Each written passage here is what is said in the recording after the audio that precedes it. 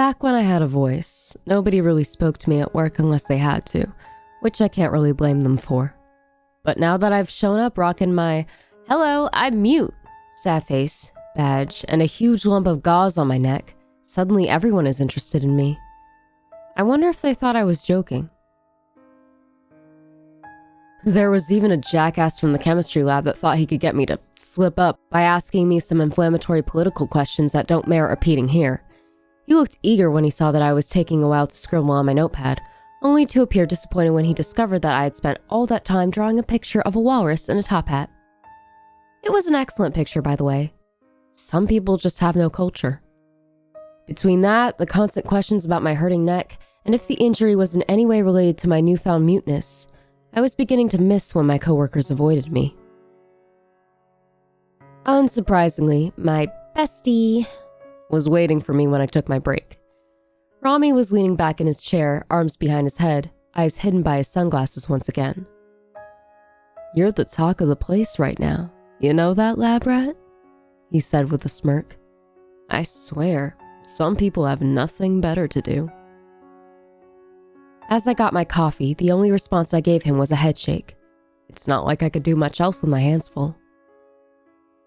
"Anyways," he continued, "I'm gonna need you to do something for me after work. Don't worry, it'll be easy. You'll find a box on your passenger seat. I don't give a shit if you look inside it or not, since I know you most likely won't be able to help yourself. Just make sure it gets where it needs to go." That was his big request? He wanted me to be a delivery boy? Something had to be up. It couldn't be that easy. Rami didn't seem to notice the suspicious look I gave him. Or care. "Also, for your own safety, you should get this done before dark. Your hot date from last night only goes out when the sun is down. Unless, of course, you'd like to join her for drinks again, then by all means, you do you." As if on cue, my neck ached. The bite was better thanks to whatever Rami did to it. However, the new skin under the gauze was bright pink and so sensitive that leaving it open to the air stung something fierce. It was going to be a while yet before I could leave it uncovered. Once I got off of work, I went to the PT Cruiser, and sure enough, there was a nondescript wooden box on my passenger seat. I didn't trust anything about that situation. It couldn't be that simple. Something was wrong here. But, at the same time, my curiosity has done nothing but bite me in the ass throughout the past week, so I told myself that I didn't need to know what was in the box. I just had to bring it to the address written on it and then forget about it. This was fine. It was going to be fine. The address was only 20 minutes away from work, right near the lake. As I drove, I noticed a smell in the car that was earthy, yet also slightly metallic. At a stop sign, I found myself eyeing the box suspiciously. The strange smell had to be coming from there. No, I did not open it. I reminded myself that it was most likely better not to know. Eventually, I arrived at a house.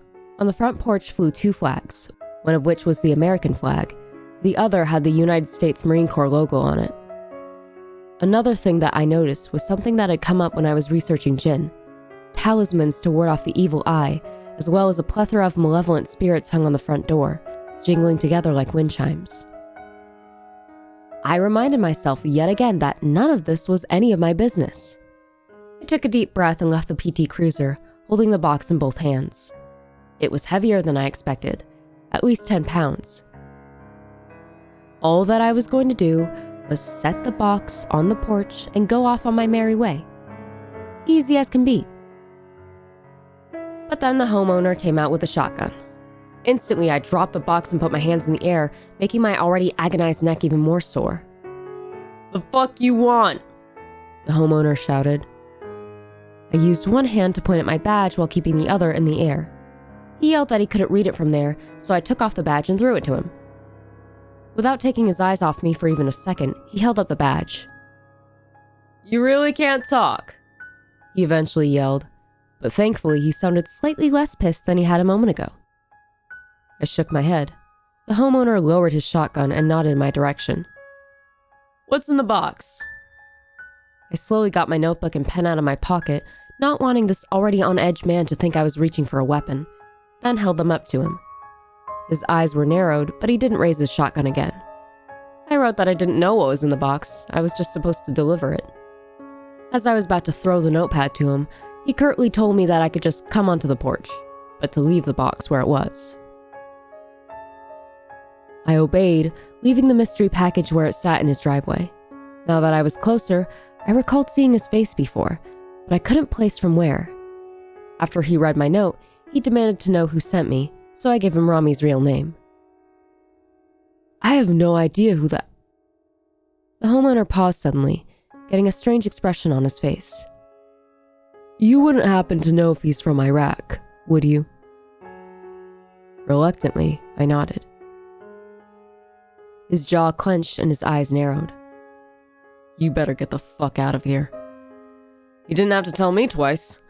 I practically ran off his porch and sped off as quick as my terrible car was capable of. If I'm gonna have to keep making these dramatic escapes, I may have to look into getting a better car, or at least one that's not as easily recognizable.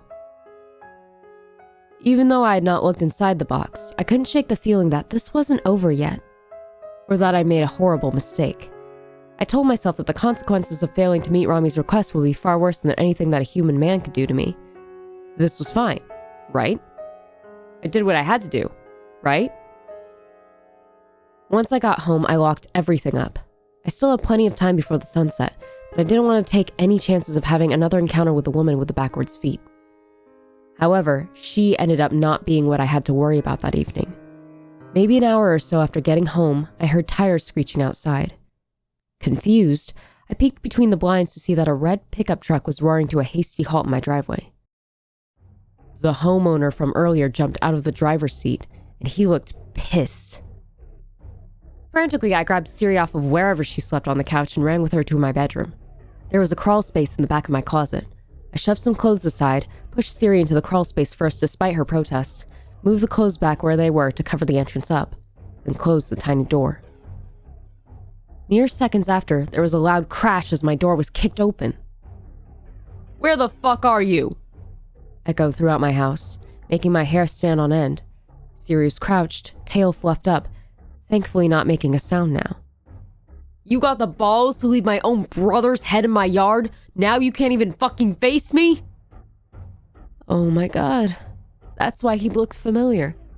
He was the bearded man's brother. Oh god, what have I done? Rami was close. The shithead most likely knew this was going to happen. I just had to hope that he got here before the man in my house discovered my hiding place. I could hear the shrill clatter of glass breaking as the man trashed my house in his search for me. The entire time, he continued to berate me, trying to bait me out. It wouldn't have been so horrible if he'd just been enraged, but his voice was also thick with grief. I held the hand over my mouth as my eyes became blurry with tears. I'd read that jinn, like humans, are capable of good, evil, and all other moral alignments in between. Even now, I'm not entirely convinced that Rami is evil, and judging by the comments that I've gotten on previous updates, a decent number of you seem to feel the same way as I do. But this is... fucking hell, Rami.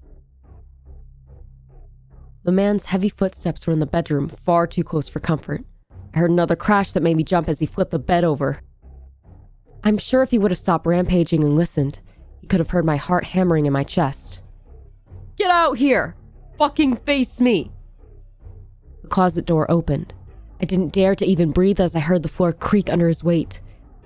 He was right there. Clothes slid viciously along the hanger. He was going to find the crawlspace door at any moment. That's when Rami arrived and announced his presence to the intruder by calling, "How'd your family reunion go, Matthew?" The moment he spoke, the intruder stomped towards him.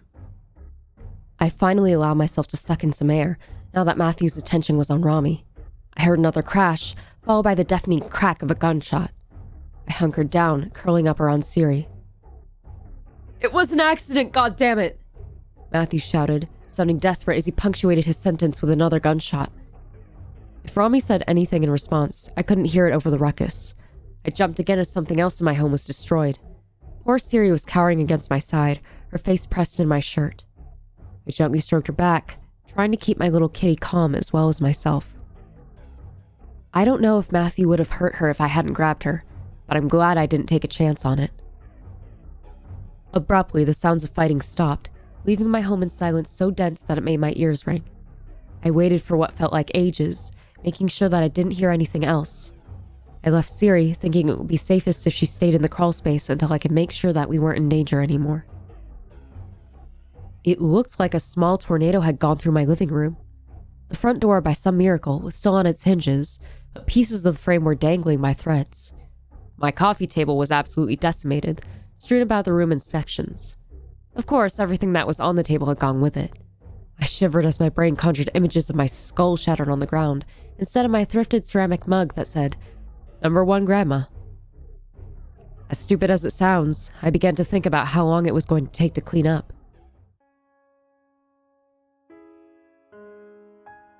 I initially didn't notice that Rami was in the kitchen, hands on the counter, completely still.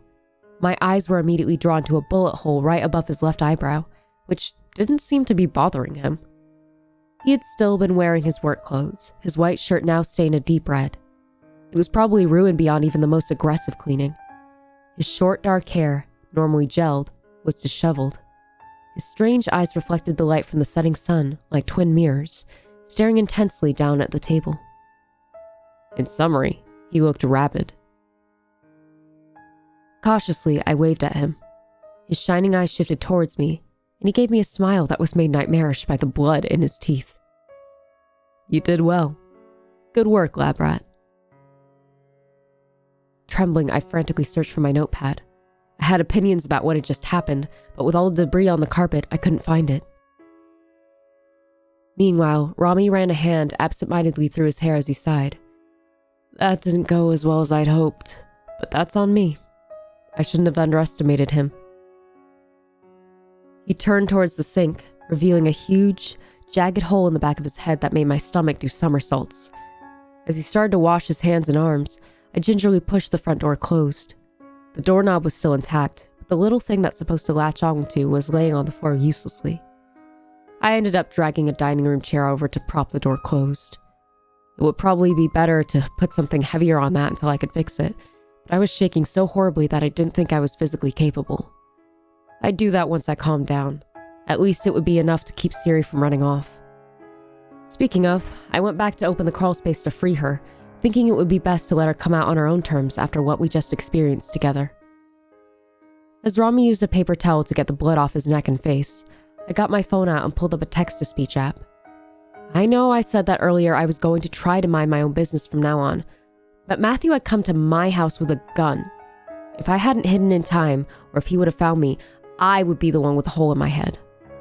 I was already involved. The TTS robot voice spoke for me. "Can you please tell me why you wanted me to give that man his brother's head?" Rami half turned towards me. "He was hiding behind all of those wards. I had to inspire him to leave the safety of his house somehow." I made the TTS ask, "Did he do something to you?" As Rami finished cleaning himself up, he turned to lean against the counter, crossing one ankle over the other as if we were talking about something normal. I couldn't take my eyes off his bullet wound. He explained that it wasn't him that Matthew had wronged, but this body. Without warning, he untucked the corner of his bloodied shirt and lifted it, revealing blackened, necrotic tissue right over where his heart was, the flesh surrounding the injury bloated in varying shades of purple. As I fought off a wave of nausea, Rami let the shirt fall back into place, politely tucking it back into his waistband. He pointed at the bullet hole in his head with his familiar smile. "This one will go away soon enough. The other one, not so much." Since my hands were shaking, I made some mistakes as I typed out my response, resulting in the TTS explaining, "Goes it, jury." Rami looked amused as I shook my head quickly in embarrassment and tried again. "Does it hurt?" He said he didn't feel a thing. That was good, I suppose. It definitely looked painful.